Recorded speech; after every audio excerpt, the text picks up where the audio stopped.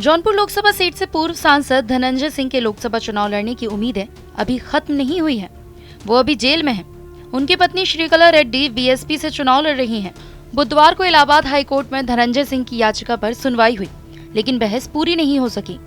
Justice Sanjay Kumar Singh की single bench में गुरुवार को आगे की सुनवाई होगी। जौनपुर के बाहुबली पूर्व सांसद धनंजय सिंह की अपील पर हाई कोर्ट में आज सुनवाई हुई है। आपको बता दें कि नमामि गंगे के प्रोजेक्ट मैनेजर अभिनव सिंघल के अपहरण और रंगदारी मामले में दोषी पाए जाने के बाद जौनपुर की एमपी एमएलए कोर्ट ने उन्हें 7 साल की सजा सुनाई थी।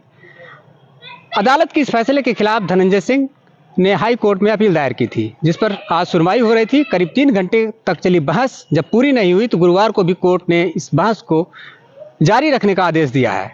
माना जा रहा है कि कोर्ट से यदि राहत मिलती है तो धनंजय सिंह लोकसभा चुनाव में एंट्री कर सकते हैं। आपको बता दें कि लोकसभा चुनाव से ठीक पहले धनंजय सिंह की सजा होने के बाद जौनपुर में राजनीतिक पारा बढ़ गया था।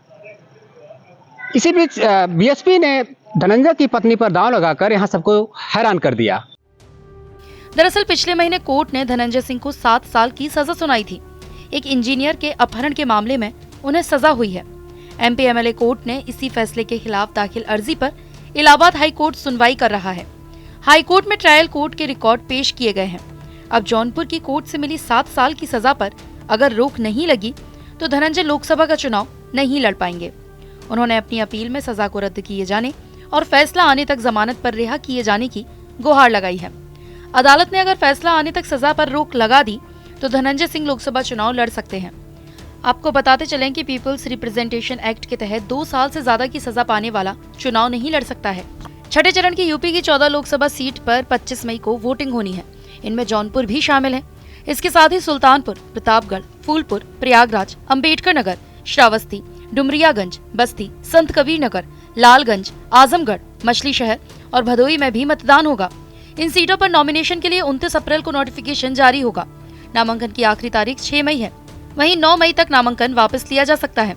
आपको बता दें कि 10 मई 2020 को मुजफ्फरनगर के रहने वाले और नमामि गंगे के प्रोजेक्ट मैनेजर अभिनव सिंघल ने लाइन बाजार थाने में अपहरण, रंगदारी और अन्य धाराओं में पूर्व सांसद धनंजय सिंह और उनके साथी संतोष विक्रम पर एफआईआर दर्ज कराई थी।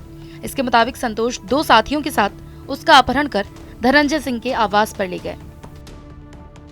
बहुजन समाजवादी पार्टी की राष्ट्रीय अध्यक्ष मायावती ने धनंजय की पत्नी यानी जौनपुर की जिला पंचायत अध्यक्ष श्रीकला सिंह को यहां से बीएसपी उम्मीदवार घोषित करके सबको चौंका दिया है।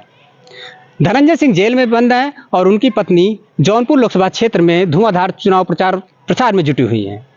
ऐसे में कयास लगाया जा रहा है कि यदि धनंजय सिंह को कोर्ट से राहत मिलती है तो यहाँ का चुनाव बड़ा दिलचस्प होगा। धनंजय सिंह खुद लोकसभा चुनाव में एंट्री कर सकते हैं। धनंजय के वकीलों ने कोर्ट में दलील दी कि उन्हें राजनीतिक द्वेषवश फंसाया गया है।